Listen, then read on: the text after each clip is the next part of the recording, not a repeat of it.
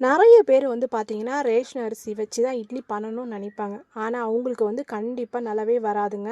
நெறைய பேர் என்கிட்ட சொல்லியிருக்காங்க, இந்த மாதிரி "ஏங்க இந்த மாரி எங்களுக்கு வந்து பிசு பிசுப்பு தன்மை, திரும்ப வந்து நல்லா ரவுண்ட் ஷேப் வராது. ஒரே பசபசான்னு இருக்கும்." அப்படிலாம் நெறைய பேர் கேட்டுருக்காங்க. அரிசி எப்பவுமே வந்து நம்ம ரேஷன் அரிசியா இருந்தாலும், எந்த அரிசியா இருந்தாலும் அளவுக்கு மேல் நம்ம போட்டுட்டோம்னா, கண்டிப்பா இட்லி வந்து நல்லாவே வராதுங்க.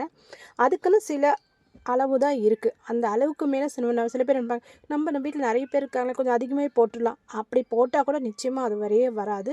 இட்லி என்ற சொல்றது வந்து ரொம்ப ரொம்ப வந்து பார்க்கறதுக்கு பூ மாரி இருக்கணும். பார்த்த உடனே சாப்பிடுற மாரி இருக்கணும். அந்த மாரி ஒரு ரேஷியோ போட்டிங்கன்னா, உங்களுக்கு வந்து இட்லி கண்டிப்பா வரும். சில பேர் வந்து என்ன பண்ணுவாங்க தெரியுமா? ரேஷன் அரிசி ஊற போட்டுருவாங்க. ஊற போட்டு மறந்துருவாங்க. மறந்துட்டு லேட்டா அரைப்பாங்க. அது எல்லாமே ஃபால்ட்டு தான். ஒரு விஷயம், 2 விஷயம்லாம் இதில நெறைய அ இருக்குங்க. இட்லி அப்படின்னு சொன்னது கரெக்டான பதத்துல எடுத்தா தான் நம்மளுக்கு அந்த ஒரு ஷேப் நம்மளுக்கு கிடைக்கும். நல்லா சாஃப்ட்டா இருக்கும். பார்க்கறதுக்கும் நல்லாயிருக்கும். அந்த அரிசியோட ஸ்மெல்லும் வராது.